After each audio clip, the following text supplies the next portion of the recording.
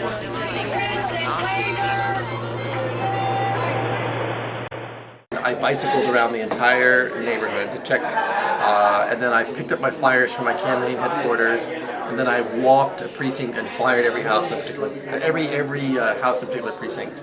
We just ran around town and stood outside polling sites and tried to catch the undecided voters. Like you kind of have to, when you grapple with the youth vote, you have to kind of do something that gets them out of their apathy for politics. So if Gordon wins, and I mean I anticipate him to win by like a big margin, it just shows how much support he has in the community. And I think he really is like the common sense candidate, and he knows how to get things done. And the best thing is that he really cares about us. And I think that the students know that, and I think he's going to win by a huge margin in the student community because he's done so much. And I think that that's what Berkeley needs. And Berkeley needs someone who knows how to get things done, someone who knows the budget, someone who knows how to work with different communities. I think I have very strong support in the students. I mean, I was endorsed by a number of presidents, both the SUC and the panel.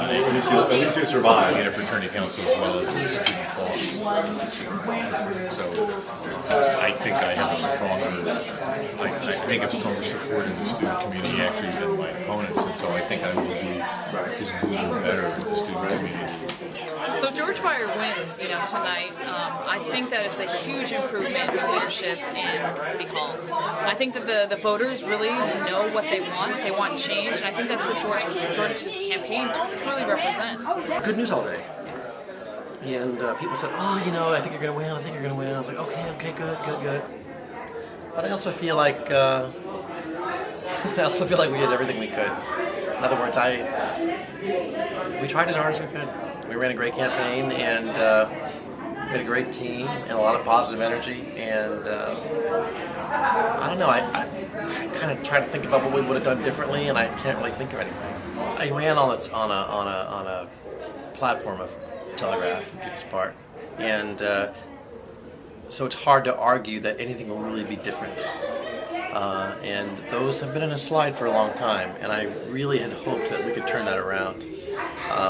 And it looks like we're not going to be able to. But you know what? I wish Kriss the best, and if he asks me how to help, I will certainly help him. I think the campaign showed clearly to me how you can have a broad base of support all come together from different backgrounds, different generations, different ages, different races, different economic backgrounds, scattered throughout the city. And even in District 7 can come together to support one person because they feel that he represents so many communities and really makes the broad base come together. Really should thank every single person in the room, but first I want to thank our campaign consultant who has been working very hard in this office, managing the campaign, doing an incredible job.